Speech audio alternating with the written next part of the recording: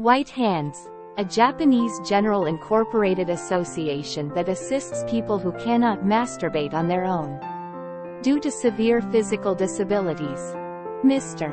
Shingo Sakazumi, the president of White Hands, was born in Niigata City in 1981 and graduated from the University of Tokyo with a Bachelor of Arts degree.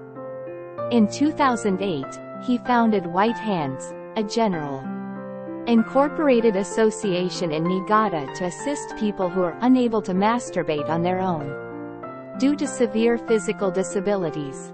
The scope of his activities has expanded beyond sexual assistance to include systematization of assistance and support, sex education for the mentally disabled, and even romance and dating for the disabled.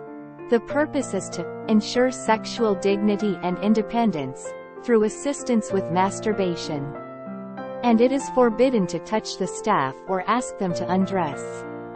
The target population for masturbation assistance is also quite limited, and is limited to people with severe physical disabilities such as secondary cerebral palsy, ALS, muscular dystrophy, and Parkinson's disease, who are unable to masturbate on their own due to muscle atrophy, contractures, or paralysis. In addition, it is a membership and appointment-only program, and is currently closed to new registrations due to the corona disaster.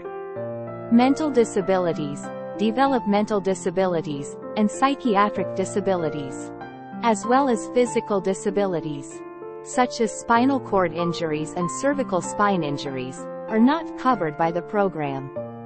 In addition, diseases that are excluded from eligibility, such as sexually transmitted diseases, angina pectoris, and myocardial infarction, are also defined in detail. In short, having a disability does not necessarily mean that you are eligible for White Hands assistance. In addition, those under the age of 18 are also not eligible. Incidentally, the fact that only male users of the service are available is partly due to the fact that an attempt to create a kind of female version of White Hands was aborted. There were several attempts to create a service for women, but since there were no users, not even volunteers to be monitors, it was decided that there was no point in even trying to create such a service. It is not that we are thinking mainly of men, but there is no demand from women. The foundation for Representative Sakazumi to launch White Hands dates back to when he was a student at the University of Tokyo. There, she entered the seminar of Professor Chizuko Ueno, a sociology professor who is said to be the most rigorous in Japan, and developed a style of thinking in which she questions the assumptions of things. In his book, Representative Director Sakazumi mentions that in the past, there was a controversy about whether or not disabled people should go to SO-plans. On the one hand, he said, disabled people have the right to fulfill their sexual desires, and on the other hand, prostitution is discrimination against women. If you feel sorry for yourself, fall in love. The two sides clashed with each other, and no conclusion was reached. In response to this debate, Representative Sakazumi decries that the problem is usually set up, and its premise is wrong. The original question was, why do we have to choose between love and sex? What if we can't get either? But they ended up with a superficial and incorrect agenda of handicapped people and soap operas. They say that there can be no conclusion in this situation, and that it is a waste of time to discuss it. The idea of questioning assumptions eventually became the driving force for Mr. Sakazumi to establish himself in the field of sexuality, where wrong assumptions are all too common. The corporation has grown in various ways, including the establishment of assistance, the systematization of sex education, and support for workers, all of which address sex and self-esteem.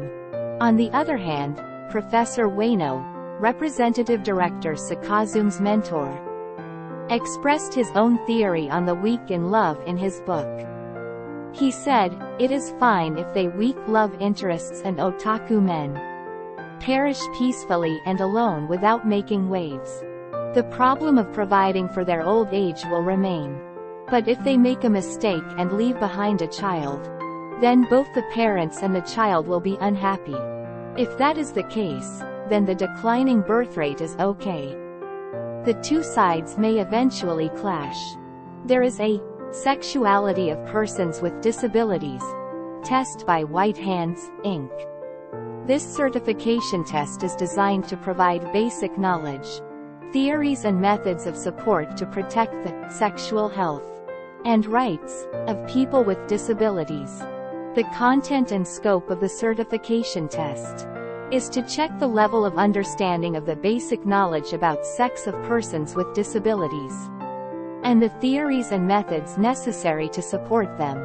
Questions will be asked to test the knowledge that you need to know as a supporter, volunteer, or professional involved in medical care, nursing care, or welfare.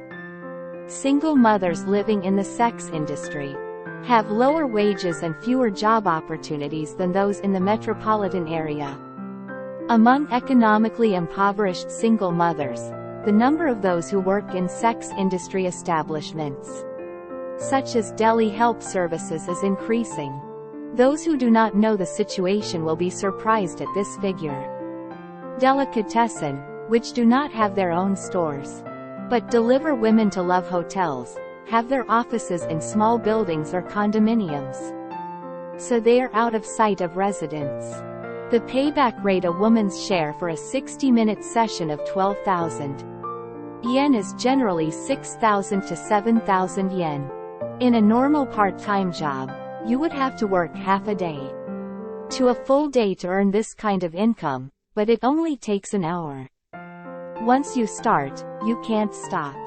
Ms. Sakazum says that in order to break through the current situation, in which working does not improve poverty for single mothers, it is necessary to rethink the way of working itself. She says, we need to acquire the knowledge and skills to be able to choose a way of working other than as an employee. In public education, they are trained to work as employees, but not as self-employed. Therefore, when single mothers reach the limits of working as employees, they are forced to choose a high-risk way of working, selling their own flesh and blood directly as a product or service through water and sex work, he explains.